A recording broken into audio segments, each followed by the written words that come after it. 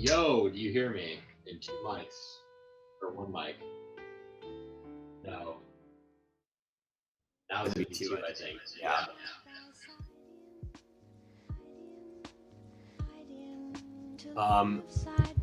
Yep. Cool. Nice. All right.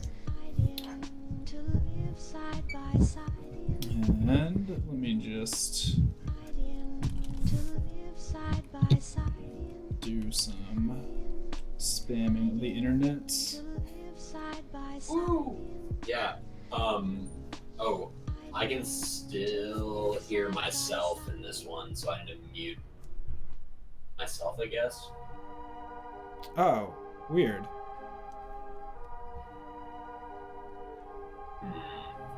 Because I muted you. I think. Give me 1 sec, I'll figure it out.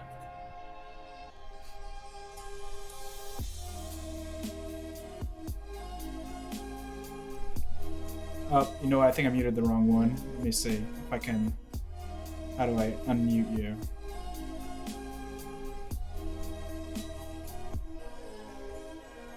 Yep. Oh no! I muted you again.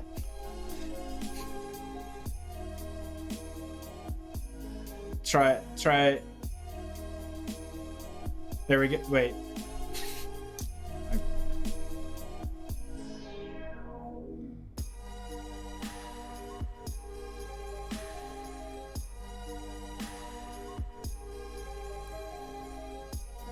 So There we go. So, I accidentally muted you again on the other one.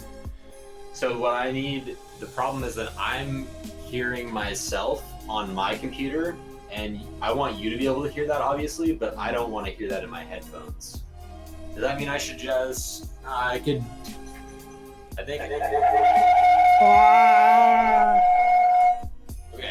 I think if I just plug myself into here, then that will fix the problem, actually. I just realized that's probably how I had it before. Can you hear me still? Yeah. Great, yeah, we're good. Okay, cool. Really dumb mistake. All right, sick. So are you gonna tweet it again, or what are you doing? Just posting it in Slack? Yeah, I'm gonna post it in Slack and then I'll send it for a tweet again too. Sweet, I'll retweet it also then. I saw that Maxon retweeted the first one, and I was like, nice. That's cool. There we go. I'm just gonna go ahead and kill Spotify right now. These people can just wait a second. Copy, paste. Where is my Slack? There we go. You guys are in chat already. Just say hey to make sure I know the chat's working all right. Where is... There it is. Come on, Slack, do your thing.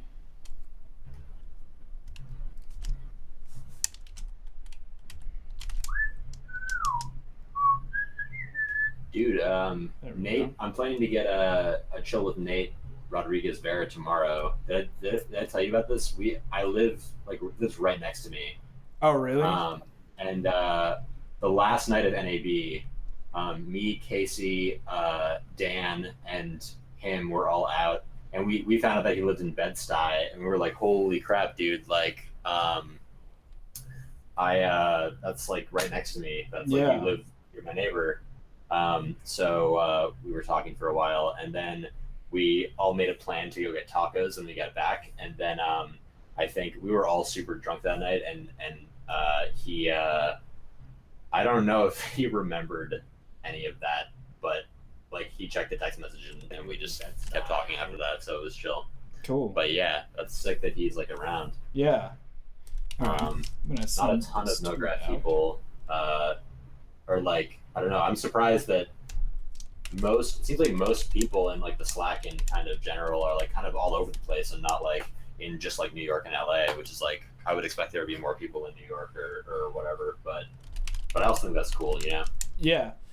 And I've noticed that too. Like most of the people that I keep in touch with now are all over the place. Yeah. And like when I first went freelance, I was really nervous because I thought, man, I'm like in Maryland and I'm never gonna get work, or it's just gonna be local crap jobs. Yeah. And that's totally not the case. Like, it seems like each year gets stronger and stronger with being able to be remote. Totally. Yeah. So I think we're live. I just want to check chat. Cool. Yep. I got Bisky Frisket. Billy is up. Nick Bauer. HP 2009. Cool. I'm gonna check in on that too. Wait, so you posted it on Slack? Yeah. That signal. Nice. Hey, there we go. Cool. So cool. yeah, this is awesome. All right. So this goes out to like 5 or 6 different channels. So I would say just pick the Barograph one that usually has the most chatters. But I'll try and field you questions as well as they come in. Mm-hmm. So yeah, I guess for anyone that's joining in tonight, we're doing Redshift live a night early. I have in-laws coming into town tomorrow, so I just need to push it up a night. But I'm joined by Christopher Rutledge, also known as Tokyomegaplex, and he just got a Vimeo staff award for his new video, the Loaf Zone, that came out, which was all done in Redshift. Now, we're usually doing Cinema4D, but Chris did this all in Maya or 3ds Max? Mostly in Maya, yeah. I did a little bit of stuff in Cinema and a little bit of stuff in Houdini. And actually, one of the scenes is Arnold's. Okay. The rest are all Redshift, but yeah, it's pretty much all Redshift. It wouldn't have been possible without Redshift at all. Cool. So I think the way that we're gonna just run this is I'm gonna interview Chris, kind of like what I did with Billy a little while back, if you guys saw that episode, and we'll just go through some standard questions, and then Chris is gonna go into his project, and even though it's in Maya, just the way that Redshift is set up, it all translates over, and he's gonna talk about how he built some of his shaders and all that. Before we jump into that, I think I'm just going to go to your website for the Loaf Zone and play it really quick. Woo! So make sure I get that. And bring that over here, and let's have some fun.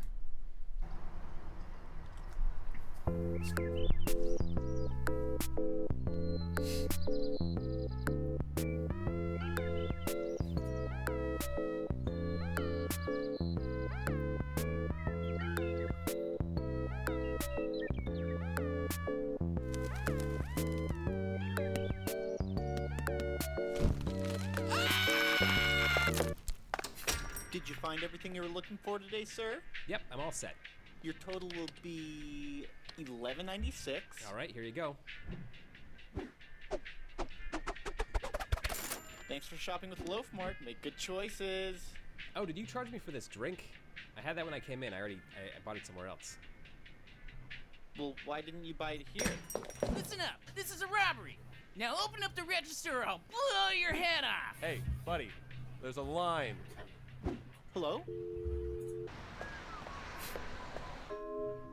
Do I know her? Oh, yeah, that's that girl from that place. I wondered if she recognizes me. I hope we don't make eye contact. Should I say hi to her? Is she gonna say something to me? Oh, I'll just look at my phone and pretend I don't notice her. No way, she knows I know she's there. Shit, I gotta get out of here. Where do I go? Oh, God, she's getting closer. Fuck, I'm so fucked. Oh, God, what do I do? Fuck! Oh, hey. Yeah, you too.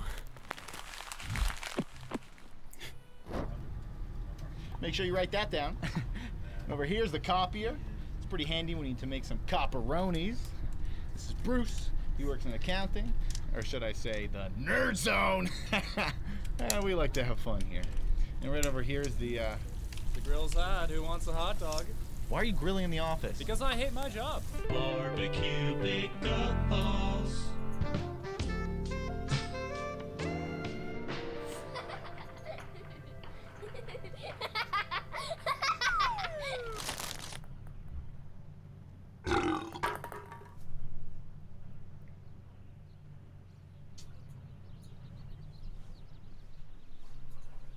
Huh.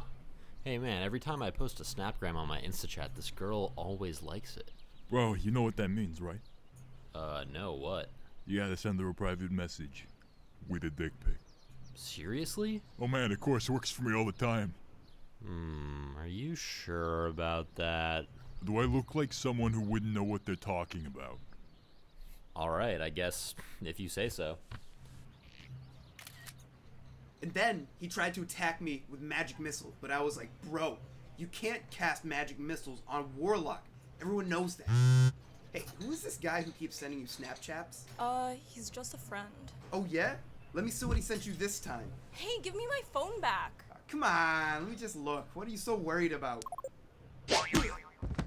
Oh my god, are you okay? Richard, wake up! No, oh god, why? Hey, What's up? you ever think about how even though time is super important and influences all our decision making in our lives, it's also just a thing we made up and technically it's not even real? Not really, because usually I just think about how I really like the way my farts smell and I wish other people did too. Word. Hey, can I have a slice of that pizza? Yeah, go for it. Thanks.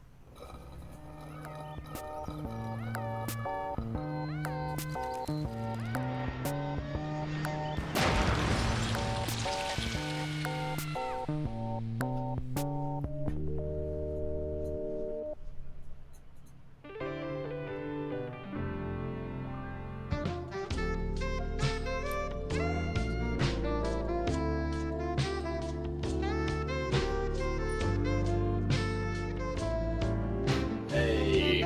Cool. So just Yeah. make sure everyone gets their credit where it's due.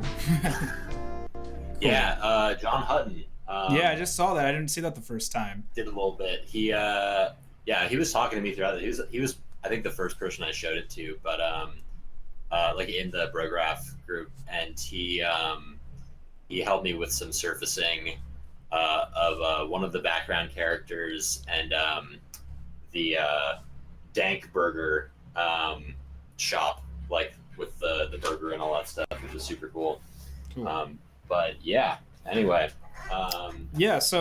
So before we like get into the details of that, why don't you just let everybody know a little bit about yourself? So like where you are, why you made the film, what you're doing, and all that, and how you got into even filmmaking and animation. Totally. How I got into it is I've been animating since this sounds so cliche, but like as long as I can remember, pretty much. Like I took a claymation class in first grade, and was like terrible, obviously, at like everything, but like kind of started getting like, oh, this is sort of how animation works. In fifth grade, I picked up a copy of Flash for the first time and was like watching all kinds of Newgrounds stuff, flashplayer.com, stuff like that, the only kind of stuff that you could watch on the internet. And I was totally floored by the fact that, like, oh my god, like, animation is actually made by, like, real people, and, like, not even that, but, like, people who are not much older than I was at the time. Like, there's, like, 12-year-olds publishing stuff on Newgrounds that, like, at the time, to me, it was really cool. But at the same time, it was also, like, if you go back and look at it, it's terrible. But like, to me, I thought it was good at the time, and like it inspired me to want to get into it. And I made stuff at the time that was also terrible, but like definitely like that at the beginning was the big push. And then, you know, ever since then, especially like throughout middle school, I was always animating. I kind of went on hiatus in high school, but kept doing art and doing a lot of drawing and stuff, and started making a lot of like beats and getting more into the music stuff. And then started studying animation in college. For a few years. Then I like dropped out after David O'Reilly, if you know David O'Reilly, did a talk at my school, and it was like totally mind-blowing and like totally convinced me to switch to 3D, but also like almost made me want to just quit animation to like altogether, just because I was like could not believe how good he was, and I was like, I'll never be anything close to as like talented as this guy, who like was making stuff like just like masterpieces like when he was like my age that I was at the time. Took a few years off, and then transferred to New York, and I'm graduating now like in a week from the Pratt Institute in Brooklyn, which has like a 2D animation program and a 3D animation program, and like an and like interactive arts program. And so I learned a lot in that program, especially in the first year. And I also, in that program, really learned, I would say, the things that I need to learn to be a 3D animator, because like when you're not doing any 3D animation, it just seems so daunting. There's so much stuff, and it doesn't seem like one person could ever do it. David O'Reilly really broke that wall for me and was like, "Oh, you can be a solo 3D artist," you know? Yeah. Like telling all these stories like from scratch. And also a little before I went to Pratt, I started getting into Cinema4D, watching Grayscale Gorilla tutorials, stuff like that, and just learning that I could kind of do some cool stuff on my own with that. And the community around Cinema4D and around, you know, motion graphics is just like one of the best communities I've ever seen, like in my life. Like, and you know, even though I'm doing a lot of stuff in Maya because that's what school taught me, I, you know, love using Cinema4D because one, it's an amazing program, but also like the biggest part is that it's got this amazing community. Yeah. So I think that now that I'm done with school, I'm gonna kind of start maybe transitioning from Maya to Cinema4D, or at least like moving all of my skills that I have in Maya to Cinema, and a lot of that is going to come down to being able to transfer my character animation skills, which is the one kind of big thing that I think the cinema community is like sort of lacking in, because there's not a ton of character animation stuff out there. EJ has some cool stuff with some rigging. John Hutton is killing it with the rigging, and I think that there's a ton of potential for that too, especially with the sort of deformers and stuff that Cinema4D has, like the squash and stretch, the jiggle, like all this stuff. It is like primed to be an amazing character animation tool. And one of the biggest things that I think that's missing from it as a character animation tool is just a really clear, concise rigging system. And in Maya, since it's really all about character animation, there's a lot of like auto rigger systems that people make, like plugins where you can just like rig up a biped character or like, you know, other like quadruped character or whatever really quickly. I wouldn't have been able to get this done without that. But I think that if someone made something like that for Cinema4D, it would be a game changer. So if someone doesn't do that, I think I'm going to try to figure out how to do that with John Hutton or something like that, because I think it would be just super awesome to get more people doing character animation stuff. Yeah. Because of just like, I don't know, just the cinema is just such a cool program, and the community would just like, I feel like, be able to do such cool stuff with that. I totally agree. But yeah. Oh, no, that's cool. Yeah, like I totally agree too. Like when I think about Cinema4D, I think of like motion design and a little bit of VFX, and it's really hard to think of people that are strictly doing characters. So like you already said, like EJ and John and yourself now, and maybe I can think of like 2 or 3 other people that are actually rigging inside Cinema4D. And I see the question pop up every now and again on Slack or on a Facebook group, and there's maybe a handful of resources to point to. So I think you definitely are ready to jump in there and answer some questions for some people that are just kind of holding back at the moment. But yeah, you know, Billy Chicken threw up a question in the chat. He was saying, you know, after all this and getting ready to graduate and putting this out there, and now, like, I think the last I checked, you had like 20 or 30,000 plays. Are you getting tired of seeing your video, or have you just now worked on it for so long that it doesn't really matter and it's just like it's the end of the project? Yeah, I definitely totally feel what he's saying about getting sick of working on a project after a while. Yeah. For me, I didn't get that at all with this project, and the reason is because I was basically like a bunch of different little projects, and I kind of did that on purpose so that I knew that I would be able to, you know, keep coming up with new ideas. And when I was at the Ottawa Animation Festival, which is one of my favorite things every year in Canada, this past one, it's September every year. Last September, this guy, I'm forgetting his name off the top of my head, but he works at Pixar, and he's the director of one of their latest short films that came out with Cars 3 called Lou. I don't know if you saw this. It was really, really cool. But it was basically a short film about a lost and found bin that like sort of comes to life as a character. Super cool idea. You got to check it out later. I think it's on the internet. But anyway, he did a talk, and in his talk, he was talking about how You know, you think that the process of making a short film is like, you know, you write it and then, you know, like storyboards, animatic, you know, and then like modeling, rigging, you know, animation, lighting and rendering, like editing, compositing, all that stuff, like in that order, basically. Yeah. But what it really is like, you know, writing and story, and then like, you know, storyboards, and then more writing and story, and then like animatic, and then more writing and story, like modeling, more writing and story, and you just keep getting ideas throughout. Yeah. So like in Loaf Zone, for example, you know, there's things in it that are like story sort of elements or jokes or ideas. Even I've heard a lot of people's favorite joke or gag in it is like the, you know, sort of very Ren and Stimpy SpongeBob joke where the shark turns from like a cartoony shark to a realistic shark. And that was a thing that I was just like, when I was making the scene, I was like, ooh, I could do this, and this would be funny and would be easy to do, relatively speaking, and I think it'd be worth it. You know, that wasn't in the script at all from the beginning, but like, that's a thing that you add later on. There's tons of little things like that, things you come up with as you're sort of doing the acting and like sort of improv, things like that. And stuff like that just like really helps you not get sick of working on the project. I've seen it a lot of times now, just like since it's come out, and it's screened at my school like twice.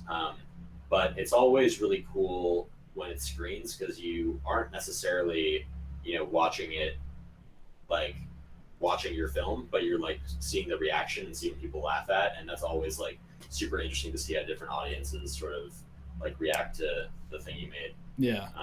But yeah, I don't know. Like I would say try to be as clever as you can when you're approaching projects. Obviously, if it's not a passion project, it's going to be harder to be enthused with it.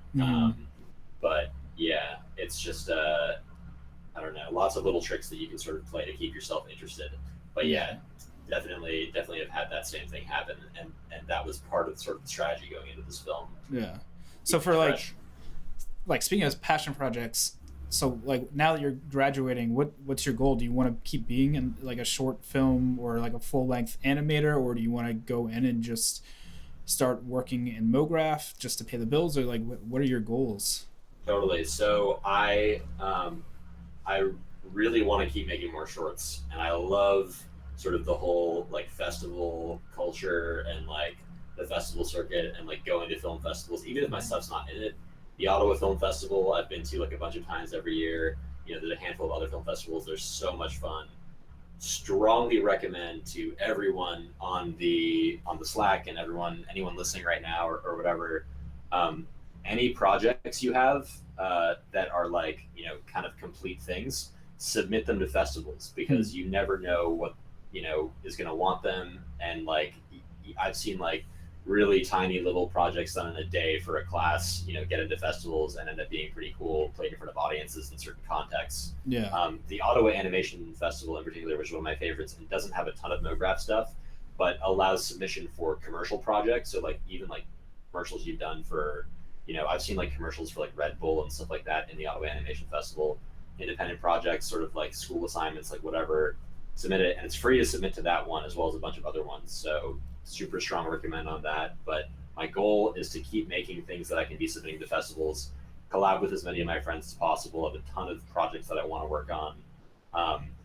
End goal though, like really like dream project would be to basically, now that I'm out of school and my bank account is like empty, I want to make some money so that I can fund my next project. And I would love my next project to be making another short that could function both as a short film and like a pilot for like a TV show of some sort, you know, pitch to like Adult Swim or Netflix or like whatever, you know, kind of place would like to have something like that. Cool. Nice. Yeah, man, I you know, I've never heard anyone in the MoGraph community talk about like film festivals, but I always hear people talking about personal projects and shorts and things like that. So I think that's really interesting. Like, I wonder how many people out there even consider submitting to film festivals, because they're probably just like, oh, I'm just a motion designer, and they don't want that. So that's really interesting to hear, especially just because you come from a completely different background. You know, like most of us are coming from design and getting into it, or getting into it from like commercial film work or advertising. And so submitting to a film festival is like just never on my mind. Now that you're saying like, man, yeah, I really want to like finish this short and like submit it to a film festival. Yeah, so, totally. It's so much fun. And like, yeah, if anyone is like around, you know, the time of Ottawa or any other cool festivals that are happening, like hit me up. I would love to do another like Airbnb thing at Ottawa or something like that. Yeah. It's like my favorite thing every year. To me, that's like, you know, my mecca, I would say. Like, Cool. I love being at NAB, but like Ottawa is like the same sort of like vibe that you get. You know what I mean? Just Cool. being around filmmakers and like getting to hang out and party and do all that stuff. And Yeah. just like chill with really creative people. And I think that with stuff like the Motion Awards and things like that, you're getting more kind of crossover like that. And there hopefully will be more festivals and yeah, I've heard of some stuff. I don't remember if this is like if this is like public knowledge or not, but I've heard of some stuff from some like sort of bigger motion designers that they're trying to put together more sort of festival-y things. So I can tell you about that later. Yeah. So I'm not sure if it's supposed to say it or not, but yeah. Yeah, I've talked to a couple more too people that got like that. Yeah. Yeah, they're just like on the verge of making something happen with a festival or like kind of planning it, so that'd be really cool. Yeah, so I guess I just saw a comment in here for you too. It says from Light Somna Studio, Light Snow Somna. I think I'm saying that wrong, but it says inspired by your work in C4D and Redshift, keep doing lovely this is part for me. Never mind. I thought they were talking about your work, and then they said we went into tutorials. So, all right. Well, thank you for the comment about my tutorials. You're welcome. Matt just said, "Oh, she's." I don't know which Matt that is. It must be somebody from the Slack. So speaking of Redshift, and I mean this is usually like Redshift Thursday, but Redshift Wednesday. Why don't you talk about like you said you had one scene in Arnold, and then the most of it was in Redshift, and why did you end up choosing Redshift over, say, Octane or Arnold, or even just anything else out there like Corona or whatever else you can plug into Maya? Like, what drew you to this? Yeah, I was the summer. I'd say like 2 or 3 summers ago, my cousin showed me Octane for the first time, and that blew me away because I was used to seeing people rendering in Mental Ray out of Maya and out of like, you know, physical and standard renderer. That's the only sort of renderer experience I had. I think I maybe like heard of V-Ray or something. And my cousin, his work is insane, by the way. He like does crazy like coder programming and art. Shout out to him on Twitter. He's Big Blue Boo, like BIGBLUEBOO.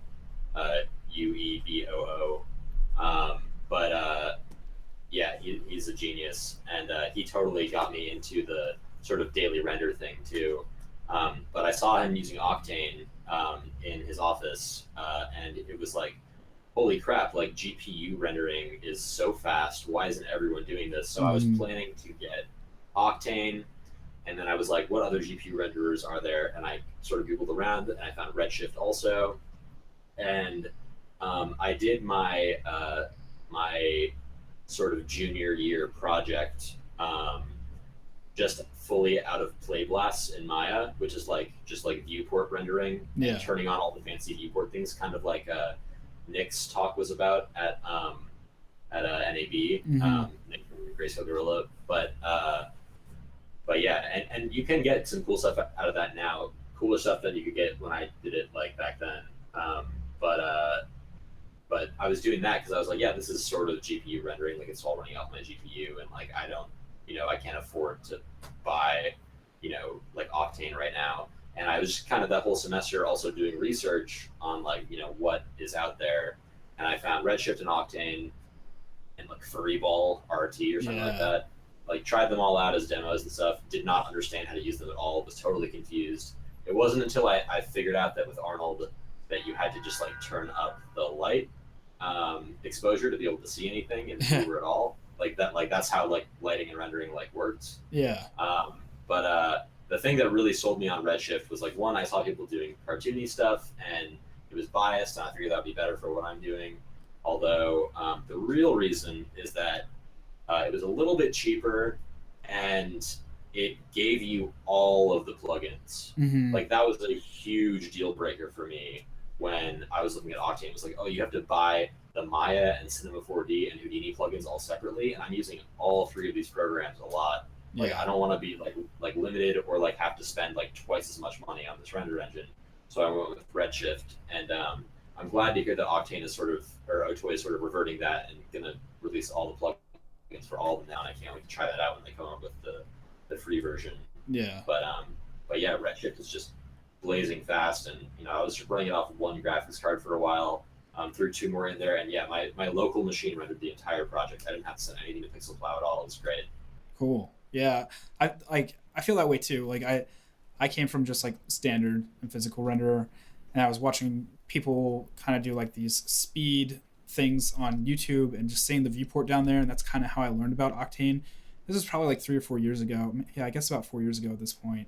It's like, man, that's awesome. And then I bought Octane, and I did that normal thing that everyone always complains about. It's like you get a project and then you just like crash and burn because you can't, you just run out of GPUs or you can't send it to a farm. So then I started looking into Arnold. I was like, oh, this is really cool. I can send it to a farm, and there's all these features that I didn't get anywhere else.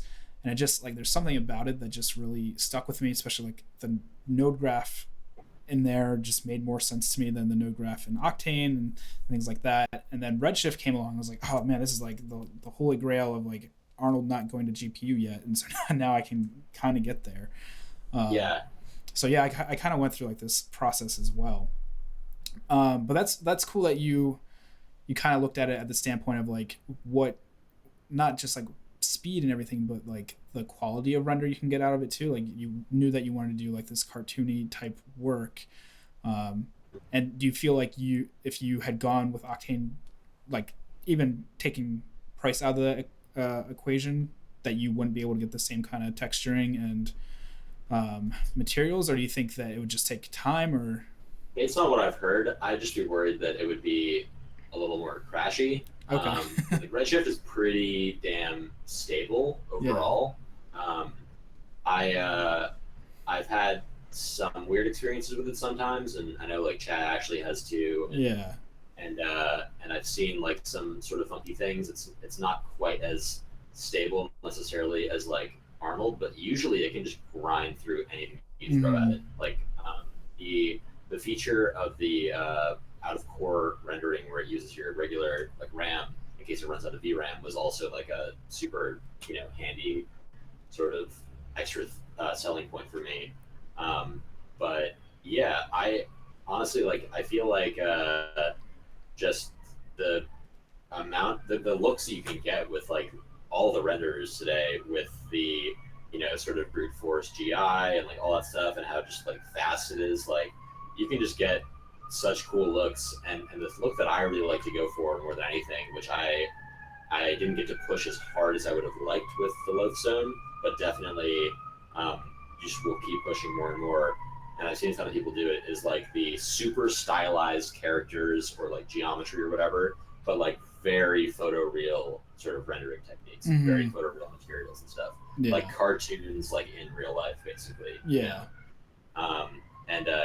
Redshift just like I don't think any other render engine could have handled this project for me the way it did. Like the one scene I tried to do on Arnold, I kind of regretted it a little bit because it ended up being too slow. That said, I think that Arnold is like, for some reason, like my favorite renderer. Maybe it's just too slow for me most of the time. But when I get to experiment, it's got some really cool features. I really want to play with RenderMan too, and I got a license for Maxwell from one of the architecture professors who I just like emailed and asked for like a student license, and he just hooked me up. So I want to try Maxwell. I've seen some really cool stuff out of Maxwell, but it's just insanely slow. Like I think it looks the best out of all the renderers, but it's also just like by far the slowest.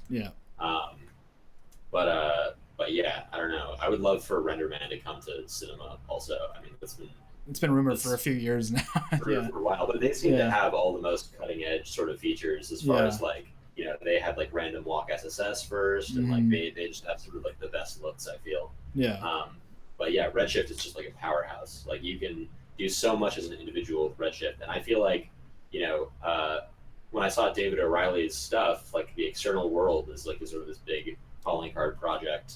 That was all done with Maya Play Blast also, which inspired me to do that other project with all Play Blast. But then I just like fell in love with rendering when I started using Redshift and Arnold, and then with GPU rendering, I was like, man, like you don't need a render farm now. You can be a one-person like render farm and like one-person shop. It's just like so cool seeing the GPU thing just close the gap between indie artist and like giant studio. The quality difference there is just getting smaller and smaller, and I think that's so awesome. Yeah, I agree, and I'm with you there with like Arnold too. Like, there's just something about it that like really draws me to it, but speed wise, I just can't stick with it most of the time. So that's just where I'm at with that. So yeah, you're also, what else did you say? Oh, like the photorealism thing too. Just like another shout out to like John Hutton and his like, I think it was Valentine's Day thing. Did you ever see that? Where it was like the like, man, that looked so great. It was like, just like you were saying, like kind of quasi photoreal, but at the same time, like you could tell it was cartoony. It was so well done. Yeah, I've been blown away by all his shaders and stuff. Like he really kills it with that photoreal look. So yeah, I'd love to work on more of that stuff with him. And I'm definitely stoked for when you have him on the stream eventually. Yeah, we're in agreement that as soon as he finishes his reel, that he'll come on. Nice. So Billy posted a really cool new one today too. Check that out. Oh, did he? I haven't seen it yet. I'll have to check it out. So Billy's saying he wants to hear about your claymation stuff and like your claymation office scene. So yeah, why don't we jump into your scenes and we can start talking about that. Let's do it. So the clay shader fun. Sorry, I'm adjusting my mic. That's all right. All right. So how do I do this? Let's share the screen. Share screen and screen one. Nice. All right. Let me know if you're getting me on there. Yep. And I'm just gonna change it to present. It says present to everyone, but I'm not seeing it. Go full. Oh, there we go. Okay, I just had to click on it. Cool. Nice. We're good. Yeah, we're good. So yeah, the clay shader setup. Man, I was stoked about this when I figured this out. I think you might remember it too. I was messaging in the programs like trying to figure something out. So what I ended up doing was let me see if I can find it really quick. Nick wants to know if you eat pizza through a straw. No, I don't, unfortunately. I eat it the normal way, but but I just really liked so basically when I made the Loaf Zone, I had like a bunch of ideas for I just like, it was like just a total random assortment of ideas, and it was pretty much just me going through the notes app on my phone of all the dumb stuff that I'd written down like over like a period of like a year and a half or something. And I just like one day like drank a bunch of coffee and like sit down and like open up Google Docs and then just like figured out how to write it all into a script. And one of the things I had written was like liquid pizza. Like I just wanted liquid pizza of some kind. I thought that was just a cool design thing to have like some kind of liquid pizza thing. So I just ended up working it into that other scene by making it be like the joke in that. So yeah, just explained the joke, so it's probably not funny anymore. But yeah, anyway, that was the little story behind that. Sorry, so I'm gonna find really quick. I had it up before, but I had to restart my computer.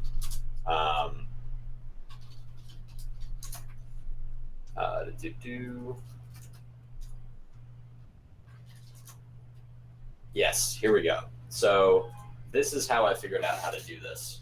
I found this tutorial that someone had made in Maya, which is really rare that you find a Maya tutorial for anything because the Maya community is kind of garbage.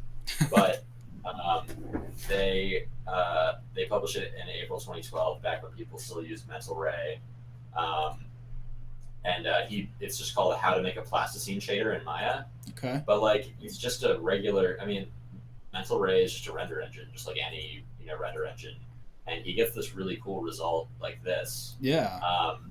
Which I was surprised it's like very, very easy to do. So I just copied his whole technique from here basically and put it into Redshift and did a few of my own things. So all it really is, and the way that I sort of achieved the look is you have a your base, which is super simple. It's just like low reflectivity, like maybe like 0.3, and a high specular, like roughness, which is like maybe 0.7. So let me pull it out over here. Yeah. So in here, my clay shader over here, it's the roughness on the diffuse is 0.836, and the weight is 0.904. And then so for the reflection, the weight is like half, and then the roughness is like 0.75, Cool. 0.774 to be exact. There's a little bit of subsurface scattering, just because I don't know. I thought that would be something. I don't know how like noticeable it actually is, but Redshift is just so fast that if you just throw some subsurface scattering in there, it's not really going to extend your render times too much. Yeah. And it's super basic. It's not even multiple scattering. It's just like the single scattering. But the most important stuff is like you just gonna get that base in there, and then you have 2 layers of bump. Okay. So I threw a bump blender in there, and I have just this fingerprint map here that I think I got from Polygon. And so what I'm doing is I have 1 layer of bump that is like a little bit deeper into the clay, like a permanent bump. Yeah. It doesn't move at all. And then I have a lighter fingerprint bump on top of it. And what that's doing is you can see over here in the UV node, which you'd have also in Cinema or whatever, you have the rotate UV and the offset. So what I did is I just animated that really fast so that it's just like kind of moving all over the place each frame. So it seems like a bunch of fingers went and touched the character each frame. And one kind of trick setting that up is if you go to Windows, Animation Editor, the graph editor, again, this is the same thing in Cinema that you would do.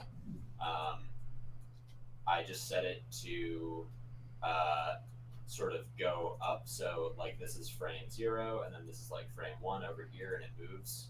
And then you go into one of these here, and you just set it to like offset the loop on infinity. And I've seen people do this in Cinema also. It's like a thing, I'm sure you can do it in Houdini, 3ds Max, whatever, where you just set it up like so that it goes up 1 step, and then it just continues forever and ever. You don't have to like manually, key it or whatever. So it's moving like 46 degrees each frame or something, so it just seems like new fingers are touching it every frame, which is cool. And besides that, there's a nice little round corners shader in there, which I like because it just kind of sort of helps mush all the clay together and make it feel like it's all sort of one mesh a little bit. And those are all just plugged into the bump blender. Super simple. And then finally, there is just a noise on the displacement, and the noise is just animated the exact same way. Cool. Where in Maya, you can put in the time thing, you can put equals frame. Okay. In Houdini, you can put in $F. Yeah. Cinema, I'm sure there's something you can do, but I don't know how to actually do it, and I've asked before, but there's got to be some little expression you can just plug in there to have it animate like that. But you could also just do the same thing that I did with the other one and just key it. But yeah, this displacement that like sort of makes it so that each frame the character just kind of mushes around and like feels like it's being like touched and moved around by human hands. So there's all that. With this, I didn't want to set up a million different shaders, so I used Chad Ashley's trick, I think, where you have like the Redshift shader switch. And you just have objects IDs for all of them, and then you like set different colors on all the object IDs. So I can just apply this one shader to the whole character, and just like it's one shader. I don't have to, it's like super convenient. I don't remember exactly how to set that up. I usually look at the documentation to like remember how to exactly do that. I think I have a tutorial on it. You could also, I mean, I'm sure you could refer to that, or like there's got to be a million other tutorials on how to do that there. But yeah, that's definitely a handy trick if you're doing something like this where you just want like the same shader, but like different colors of clay or whatever, for different objects. So that's all there really is to the shader. Cool. But then the other trick that's really worth using if you're going for like a claymation style, no motion blur, because I always have motion blur on, but if you're doing claymation, realistically it's stop motion, so it's not moving when you take the picture, so you're not going to have motion blur. Yeah. Really obviously, or it's going to look unnatural for claymation if you have motion blur, and that saves you render time anyway, so that's a cool thing. The only time you'd have motion blur in stop motion would be if you were, I think ILM developed a technique called go motion, that you can probably Google, that they, believe developed for, developed by Industrial Light and Magic by Phil Tippett, and I believe it was developed for, I thought it was developed for Jurassic Park. It's been around a lot longer, but it like adds a little bit of realism to the stop motion if you're trying to sell it as real motion. But we're just trying to sell it as claymation or plasticine or whatever. Yeah. So turn off motion blur, and then the other key thing is 12 frames per second. Okay. The frame rate totally helps determine the look that you're going for. So yeah. And this is one of those instances where you can. If you use 12 frames per second, it'll actually make it kind of look better and more plausible.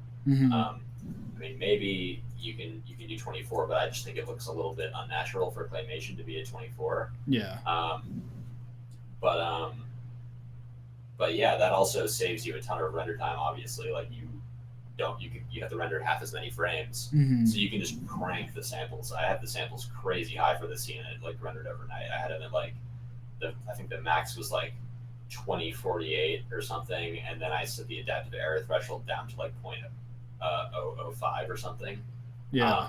So it's super clean in the end, and that really helps clean up like the depth of field and stuff that you have too. And of course, like using heavy depth of field will make you feel extra macro and small and stuff too, if you want to do that. But yeah. So did you do like smears and stuff too as you were animating, like fake smears, or did you just kind of figure that like you can totally do that? I would strongly recommend doing stuff like that. It's not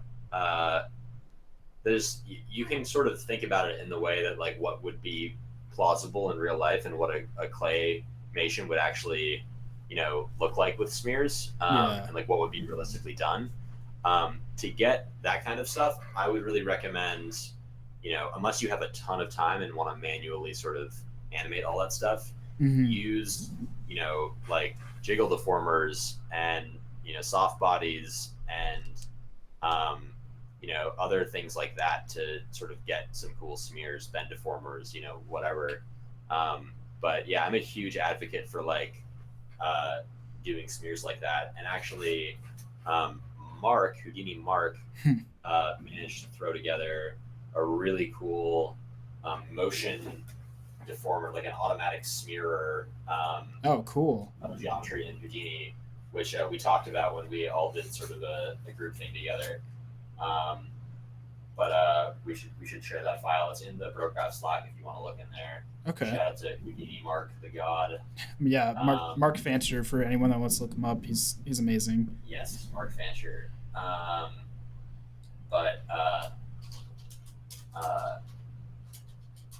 I'll just show you basically what it looks like.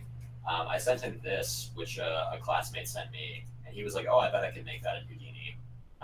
So yeah, it does, like, this is motion capture stuff here, and then like it literally you just apply it and you can tweak it or whatever, and yeah, it adds, like geos smears, which is super sick. So if you want to take it a step further, use this in Maya or use in Houdini the motion deformer type thing that Mark made. It was really clever. It was like I forget exactly how it worked, but it had something to do with like the direction, and if it was like in the direction of the normal that the velocity was, like if it was the same vector, then it like wouldn't smear. But if it was the opposite one, so it was like going the opposite way, it would smear. And then on top of that, we threw on a delta mush, which I don't think was on his thing, and I suggested I don't know if you're familiar with Delta Mush, but No. Delta Mush is like magic. Delta Mush is basically, I think it was developed at Rhythm and Hues, and it's a deformer that you can get for, you know, pretty much any of the programs. I think there's one built into Maya. You can download ones off the internet. There's either one built into Cinema, or you can download a plugin for it for sure. Mhm. And there's one built into Houdini, and probably every other app out there. It's like a super common thing now. But my rigs look like garbage when I deform them until I throw a Delta Mush deformer. And basically, I'll show real quick sort of what Delta Mush does on this guy. If I think I have him on here. So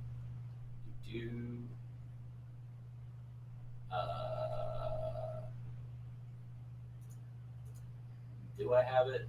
I might not. I'm gonna deform him a little bit, move his arm, and then I'm going to go to deform Delta Mush.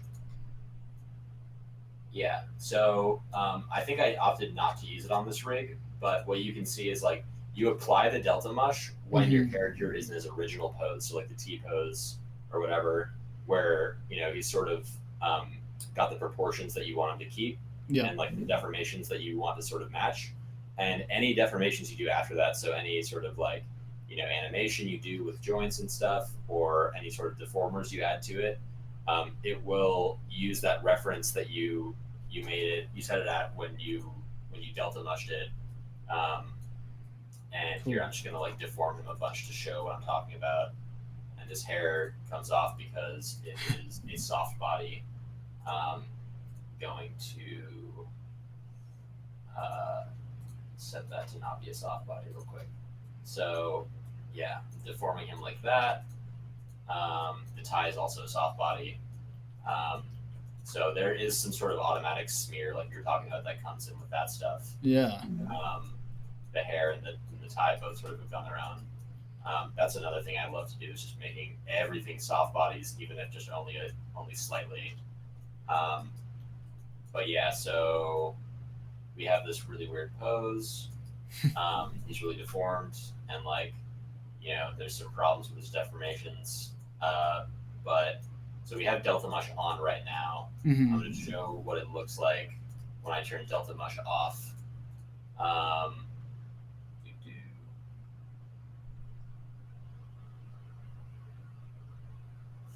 Where is it? Just saw it. I thought. Oh, There you here go. it is. Yeah, Delta Mush. Okay, yeah. So, or I'm gonna go into the where is it? The attribute editor. Where's like my other thing? Crap, I'm like forgetting how to use Maya all of a sudden. It's been like a week. But I'll just do it in the Delta Mush node over here. So, Oh yeah. yeah, you can see. Crap, I'm totally blanking. I don't know where. Oh yeah, the channel box. There it is.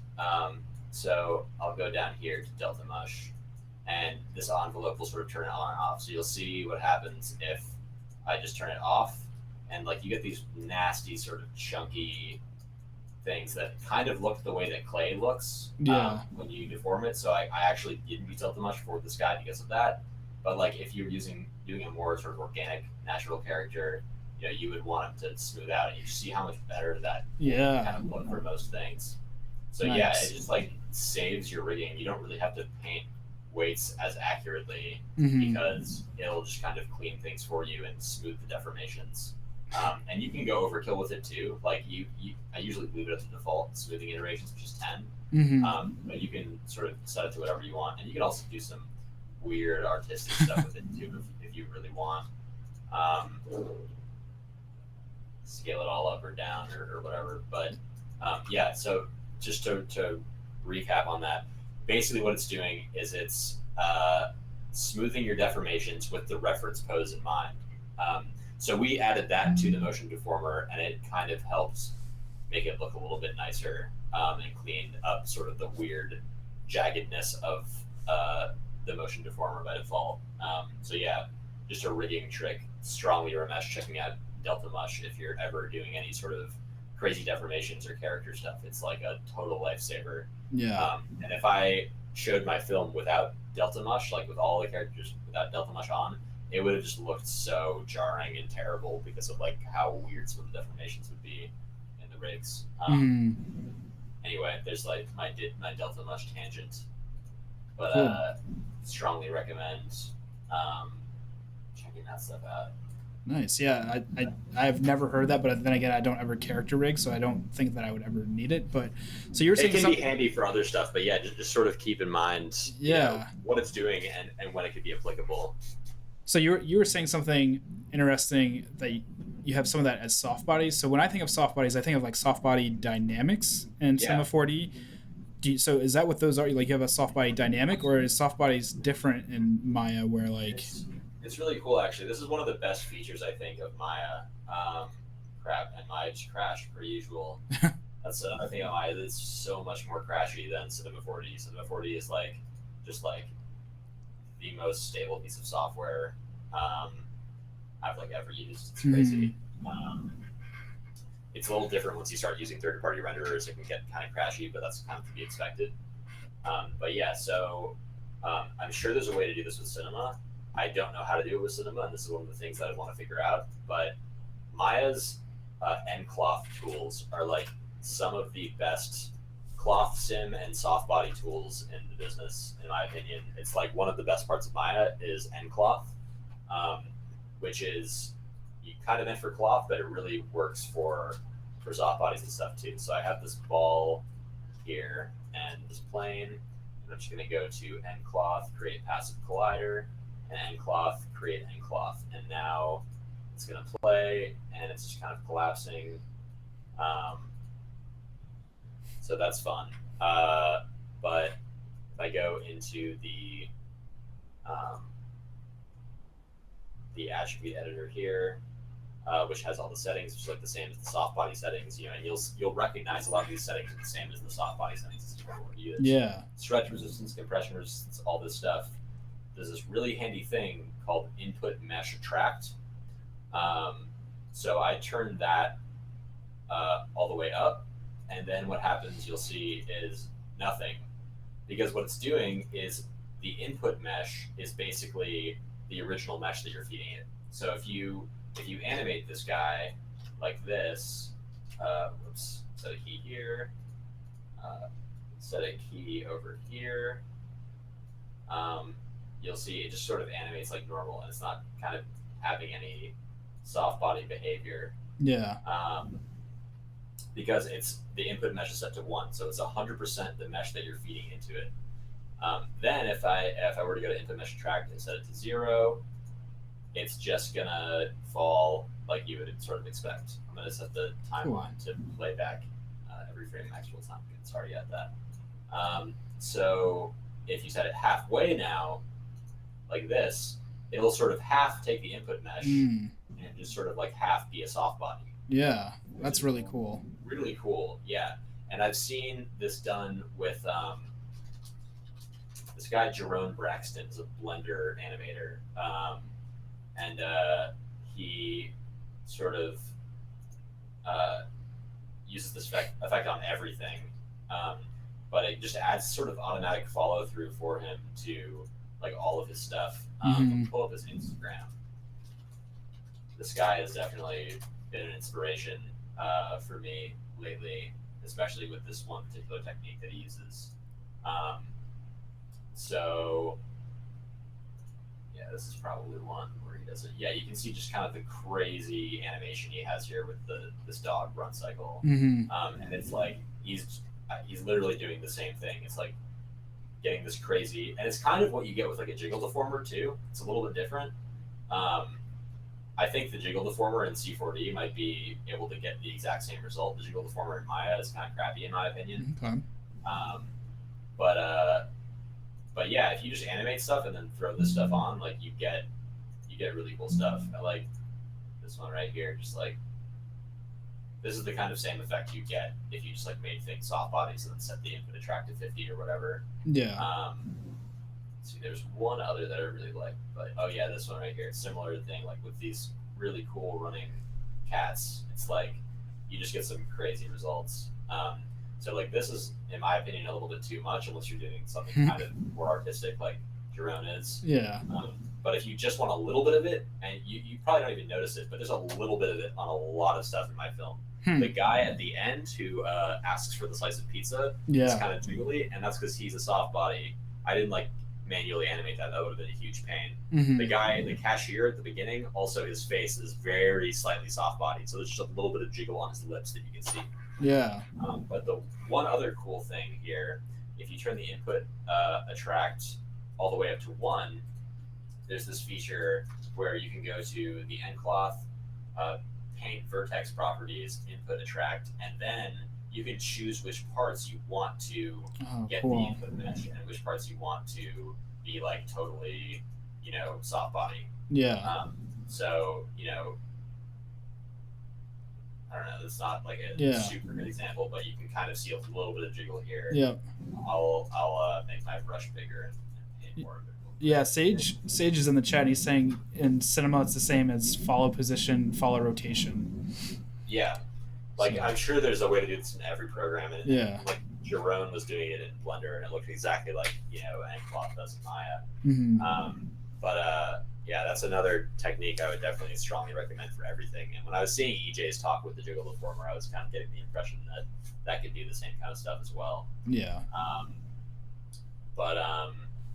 Yeah, that's what I did for that character's hair and for his tie, and then just had it kind of collide with his body and his head and stuff, and just painted on the areas that I wanted to be affected. Yeah. But it's definitely a cool sort of stylized way you can get some animation without having to do any work. Yeah, no, that's definitely cool. Let's see, Sage is at. Oh, he said that it's wizardry that you're doing that with the vertex paint. I'm sure there's also a way to do that in cinema. No idea how. Yeah. But I will definitely figure it out once I start to dive more into cinema now that I have time. Yeah. So I guess, we've already talked about your goals going forward. You kind of want to have like a quasi commercial, but also animation paying gig. So for exposure, I guess, where can people find you as we start to wrap this up? Like, feel free to just plug away and let people know where to find you everywhere. I'm probably going to, probably not going to update Loaf.zone and the loafzone.com and like make those like my website, or like just have them redirect to all my socials. Yep. But Tokyomegaplex is my username on everything. So if you go to like Instagram, Twitter, and Vimeo, it's all Tokyomegaplex. SoundCloud as well, Tokyomegaplex, and I also have YouTube, but Tokyomegaplex was taken, so it's Tokyo Badmon, Badmon, yeah, that's where you find me. And I'm hopefully I'll do like a more concise version of the clay shader tutorial, and I'll probably do one in Arnold and one in Redshift as well, and I might do one of them in cinema instead of just in Maya. But yeah. Just out of curiosity, what scene did you do in Arnold? Good question. Do you want to guess? Now I have to bring it back up and look. Let's see. Anyone in the chat want to guess? Yeah, I was gonna say that might be a good like chat question. I'll give a hint. It is the shortest possible scene. The shortest possible scene. It's not even really a scene. It's like. Is it the end title? No. No. Okay. I'm kind of scrolling through right now. Like, so many of these scenes would have just been monsters to do, and in Arnold they would have taken so long to render. Is it the outside with Boar Corp? No. Good question. That is one of the good ones. Yeah. That's a great guess. Short scene, but you said it's not really even a scene, man. I have no idea. Like that's what's kind of blowing my mind is like when you told me that you actually did one scene in Arnold, I can't really figure out where it is. You know what? I actually did the ball pit scene in Arnold and Redshift, and used the one that I did in Redshift. But I did the graveyard scene in Arnold. Oh, okay. Yeah. Super quick, like 50 frames. So I knew that if the frames were taking like 45 minutes each, I could get it back from Pixelplow and it'd still be like under $10. Yeah. So yeah, and I kind of wish I'd done it in Redshift because it was just such a pain in the butt to deal with uploading the VDBs to Pixelplow, and I don't think you can even tell that they're animated anyway, so it was probably pointless. But but yeah, that was there, and there's some jokes, inside jokes from some of my old friends on the gravestones. Yeah, I'm looking at some of them now, and like Beefwell, isn't that what you changed your name to on Twitter? Beefwell, yeah, Beefwell is my alter ego. Beefwell is a character that I made up a couple of years ago, and I have a short film on Vimeo called Beefwell that is about that character. And I have a friend who's made some stuff with Beefwell, some like 2 videos with Beefwell as well. Grant was guessing that you did it in the Fun Zone for kids, and yeah. So he was close. You said you did it in Arnold and Redshift, right? Yeah, I did this one in both. Yeah, but I ended up just using the one that I did in Redshift because I couldn't figure out how to get the hair to render in Arnold for some reason. It just like wasn't showing up when I added motion blur, which is annoying. It would show up without motion blur. That's funny. I was just thinking about asking you that. Like, how do you feel about using hair in Redshift? Like, do you think it works really well and it's easy? I think it works pretty well. The biggest problem is that I was using this plugin that's built into Maya called XGen that was developed by Disney for the hair, and XGen is the worst goddamn plugin in the entire in all of computer software ever made. Yeah, it's such a buggy piece of crap. Like Autodesk bought it and like it wasn't even like done when they bought it or something, and like they just never like fixed all the bugs. So that was one of my biggest regrets. I ended up buying this plugin called Ornatrix to do hair after, and I used XGen for the whole project, but there's a lot of little errors because of the XGen that I fixed in just like comp and stuff. And part of it has to do with the linking specifically with Redshift, and I've commented a million times in the Redshift forums, and they just didn't fix it. The guy talking to the cashier in the beginning, his hair is supposed to be kind of floppy and dynamic, but because of these stupid Redshift and XGen compatibility issues and bugs, like I just had to scrap it and have it be like totally still the entire time, which was a bummer. But yeah, Cinema4D hair is way better. And actually, we animated a spider for this Run the Jewels video at an old job I did last summer. We animated the whole spider in Maya, but then we took the entire Olympic file into Cinema4D and just did the hair in Cinema, because the hair system in Cinema is so great. Like out of the box, I love it. Not yet another reason why I think that Cinema is like prime as a character animation tool. If they just wanted to push that a little bit harder and maybe incentivize people to make some auto riggers. Yeah. Houdini Mark says, dude, congratulations. I cannot tell you how well you deserve the staff pick. Please hire me someday. Nice. So thanks, what's up, man. Mark? Yeah. I'm super blown away still by all that stuff, but you know, I don't think I would have gotten here if it wasn't for all of you guys, and I definitely am very humbled by that comment and hope that you hire me someday to do anything. I would love to work with all of you guys, honestly, on future projects and, you know, shorts and whatever. And I think that also it'd be really fun to do the Bro Chain collab, submit that to some festivals as a short even. Yeah. Yeah, like I mean, I've talked to you about it in the past too, and like I've got like a few different stories I've written out, and now seeing this come to fruition, I'm like, oh man, I have like one story that would totally fit in like this style, and just like you referencing Ren and Stimpy just like immediately brought back nostalgia for me, because I watched that so much growing up, and just like the disgusting but humorous nature that it has too, where it's just great. And then it's so good. Yeah, and even like you get that a little bit with this. Like it doesn't push it as far as some of the stuff that they did in Ren and Stimpy, but if I had infinite time, it would. But it's the problem. Yeah. So I hope that being on this plus your staff pick plus like I think just if you're gonna submit it to places too, I think you're gonna get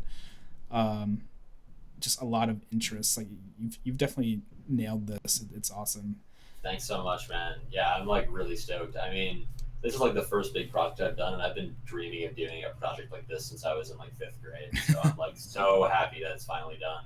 Yeah. But yeah, the one thing I would say is definitely really hope people do more personal projects and character stuff. And the one thing that kind of comes with character stuff is just like, you know, really take a look at the principles of animation and practice that stuff. And there's one video that I would really strongly recommend.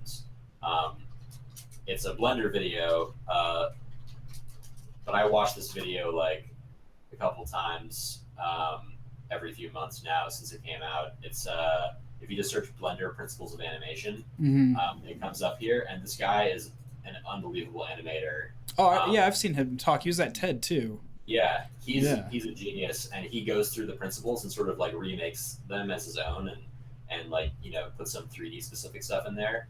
But yeah, this like practice the principles of animation, and like combined with that knowledge and like a little bit of skill animating and like figuring out how to get there, and I'm hoping to do some kind of character animation tutorials at some point to help people with that in the MoGraph and C4D community. I think that you can combine that stuff with the knowledge of like the stuff I'm talking about, like the dynamics and stuff, to, you know, use that and like keep in mind that like dynamics adds the follow through for you, and it adds like, you know, all these elements of the principles of animation for you without even having to do the work. Like you just have to know how to do it, and you can get really, really cool results. Yeah.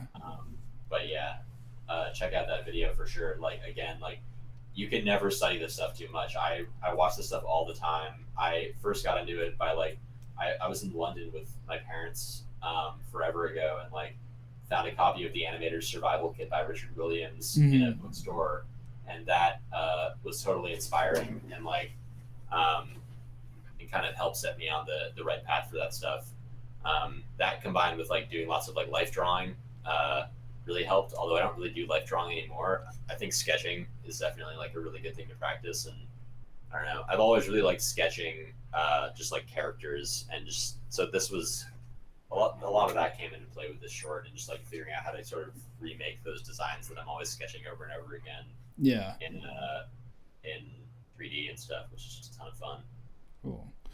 Well, yeah, I guess one last time, if anyone wants to find you, it's definitely Tokyomegaplex for most places. And yeah, man, I'm totally stoked that you came on. Like, one, last second, two, you're graduating in a week, so you're probably really busy, or at least maybe you're kind of free now that this is out. But yeah, no, I mean, I don't have any classes left, so I'm sort of chilling. I'm working on a couple little freelance projects for people, but cool. But yeah, definitely hit me up. Yeah, submit to festivals and like come meet me at, you know, all the cool festivals. Animation Block Party in New York and the Ottawa Animation Festival are the two big ones off the top of my head. Sage and John, you guys better come out to Ottawa this September, and we can all Airbnb together. It'll be hella fun. Yeah, cool, man. Well, don't get off Google Chat, because I want to chat with you a little bit about those festivals you were talking about earlier. Sweet. But I'm gonna wrap up the stream now. So everybody that's in chat, oh man, hi from Brazil. Cool, awesome. Nice. Yeah, I just saw that pop up. So everyone, thanks for hanging out as always. I'm sorry it's a day early, but I was really excited to get Chris on here. Again, go check out his new film, The Loaf Zone. It's at loaf.zone. Really easy to find. And then we'll probably be back to a regular schedule next week for just normal Redshift Live, unless I have John on if he finishes his reel. So again, Chris, thanks so much for hanging out, and everyone else, thanks for hanging out in the chat, and I'll talk to you guys soon.